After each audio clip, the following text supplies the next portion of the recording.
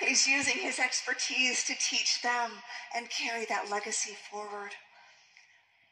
I love that Rosie Marr is writing his story, and we are blessed to be a part of it. It is a story of legacy. His love for the forest and his family has been his driving force. Because of his consistent effort and belief in what can be, he has been able to create meaningful change in his life that benefit all of us and lives all around the world.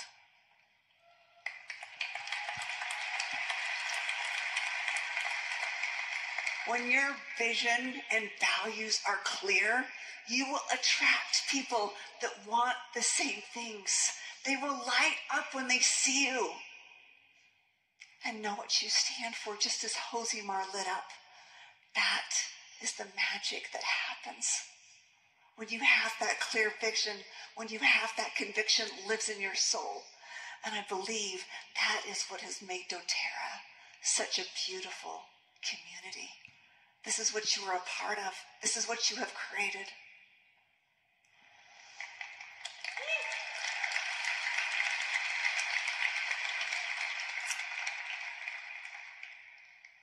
Transparency is something we have always valued and embraced. So today, I want to open up and get vulnerable with you regarding a situation that has caused us pain. I want to tell you about the challenges we have faced, as well as the miracles, as we have gone through the process of sourcing frankincense from Somalia. There is no manual for what we are doing as we change how essential oils are sustainably and ethically sourced through our co-impact sourcing model. We are doing what no other company is willing to do because it's hard. It requires significant effort, sacrifice, and commitment to the process. We are not perfect. Despite our most pure intentions and best efforts, things don't always work out the way we hoped. In July 2014, Dave and I traveled to the easternmost country of Africa because we wanted to understand where frankincense trees grew and how to sustainably source this ancient and sacred resin. We were looking for specific species of frankincense, Boswellia furriana and Carterii. And there is only one place in the world where these magnificent species grow, the Sanag region of Somaliland. I believe that these trees only grow in this location by design. And the people of this land are the designated caretakers and protectors of these sacred trees.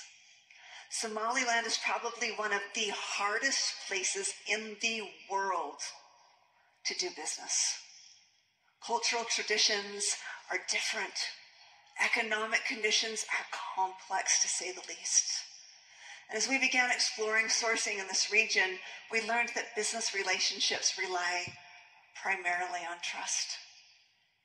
We found a partner who was willing to help us source frankincense resin and treat the harvesters and sorters from various clans with the dignity they deserved. We paid significantly above market price for the resin because we wanted the people throughout the supply chain to be compensated fairly. And as we began working more in the Sanag region, we learned that the top mortality cause was mothers giving birth. There was no medical care offered, and so we decided to build a hospital.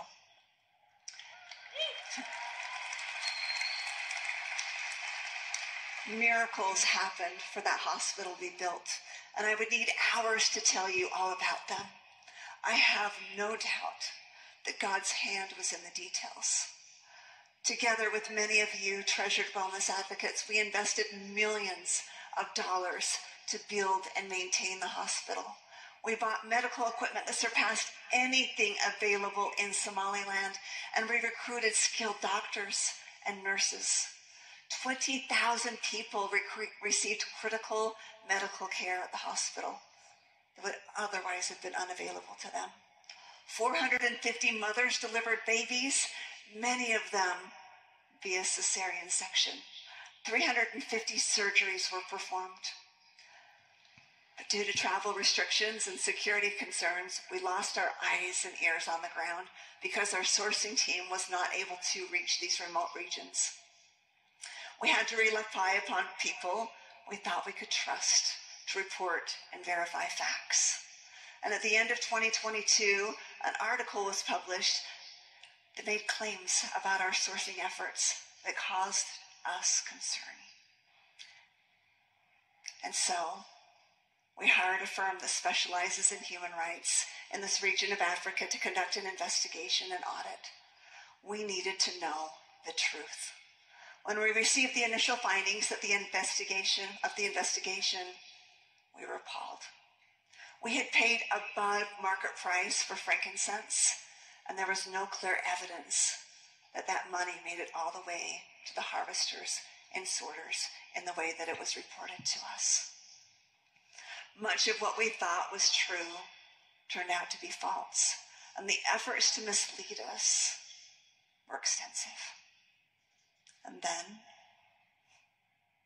to add insult to injury, we received word that the Sanang Hospital had been seized by our former sourcing partner because he was upset that we had canceled our contract with him because he didn't do what he promised he would do. In an instant, years worth of blood, sweat, and tears were taken from us, taken from the people of Sanang, and there was nothing we could do to stop it. No one could help us. So we did all that we could and immediately paid to transport patients to other hospitals and evacuate the doctors and nurses to make sure they were safe. On my first trip to Somalia, I sat with women sorting frankincense tears.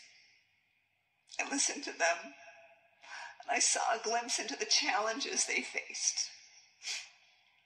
I saw potential for them to be empowered, and I wanted to make a difference. And I feel like I felt them.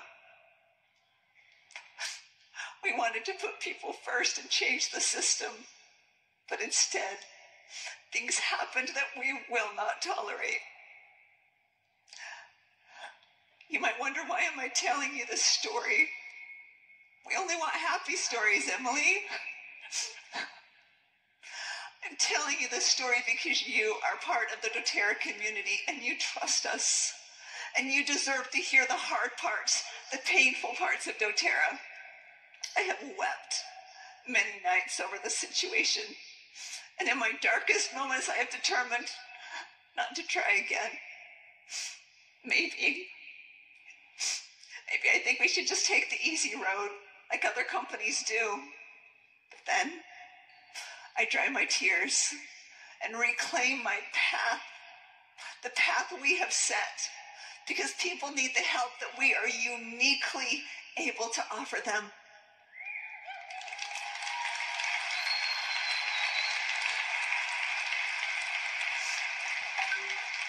Co-impact sourcing is not marketing. It is who we are. And I want you to know this is not the end. We have pulled out of the Sanang region temporarily, but we are not giving up on this part of the world. These franken-trees, trees are sacred, and the lives of the people who are their caretakers matter to us. We feel a deep responsibility to find a way forward. We do not walk away from hard things.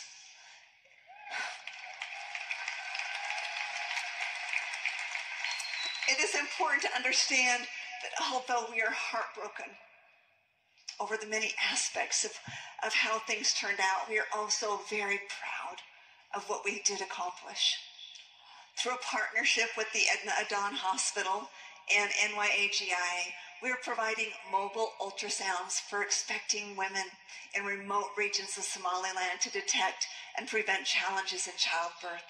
We are funding programs through the Nagad Network to teach women entrepreneurial skills so that they can rise up and create their own businesses.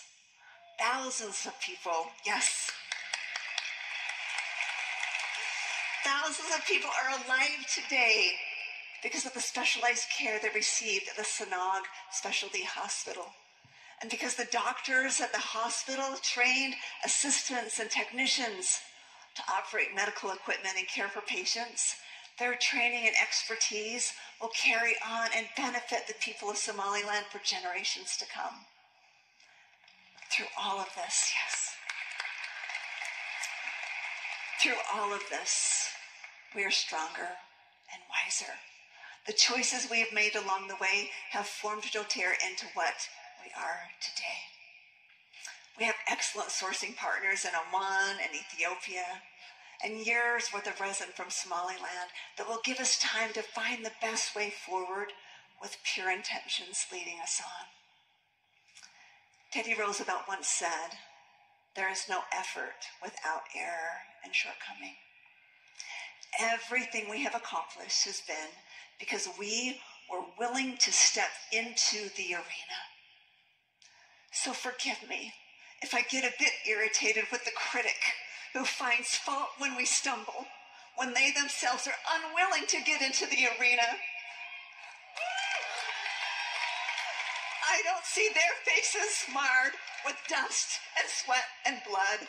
I don't see dirt under their fingernails or tears on their cheeks.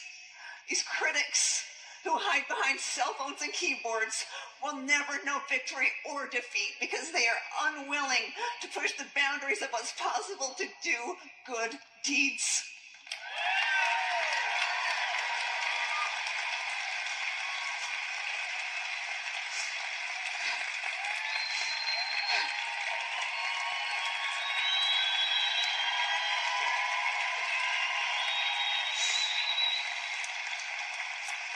As for me, I would rather fail while daring greatly, and then I'll get up and I'll dare again and again. We are reclaiming our story. We are planting our flag in the ground. Our purpose is to help the world heal, and we will not give up on that. People need us. People need you. People are counting on us.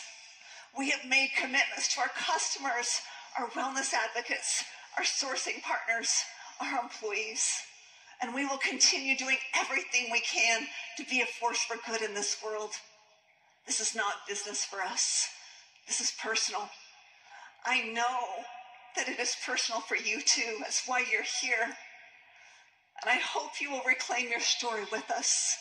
Reclaim your belief. I am reclaiming mine. You don't have to be wealthy or have thousands of followers on social media to make a difference. All that is needed is for you to care.